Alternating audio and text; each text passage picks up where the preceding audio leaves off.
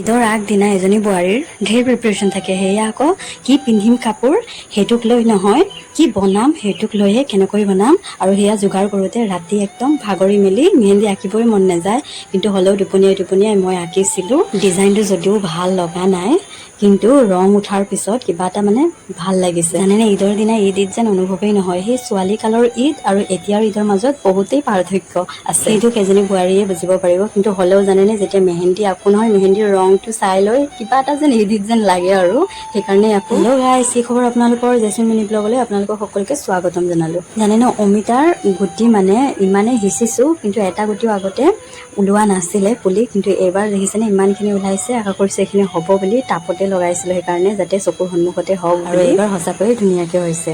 ঈদ আহিলেই জানেনে ঘৰৰ কথা বহুত মনত পৰে। ঘৰত যাবলৈ মন যায়, কিন্তু ভাবিলেই জানো যাব পাৰি? এইফালে ল'ৰাৰ স্কুল খুলিছেহে, ক'তনো আৰু যাব পাৰিম। মনত ঢেৰ প্ৰশ্ন, নিজকে লৈ বহুত প্ৰশ্ন কৰোঁ, কিন্তু সেই উত্তৰ বিচাৰিয়ে নাপাওঁ। ঈদৰ পিছত ভাবোঁ মাহঁতে আহিলেও মনটো অলপ ভাল লাগিলেহেঁতেন, মা আব্বা একেলগত। কিন্তু আব্বাও নিজৰ কামত ব্যস্ত, আৰু ইফালে মাও আইতাক লৈ ব্যস্ত। আইতাৰ গা ভাল নাই। ইফালে কুকুৰা এজনীক বান্ধি থোৱা হৈছিলে, সেয়া ঈদৰ দিনা অনা কুকুৰাজনী।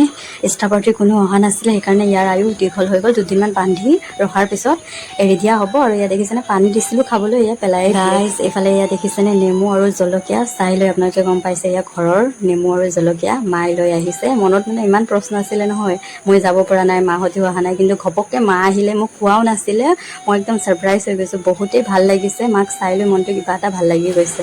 আজি মানে আকৌ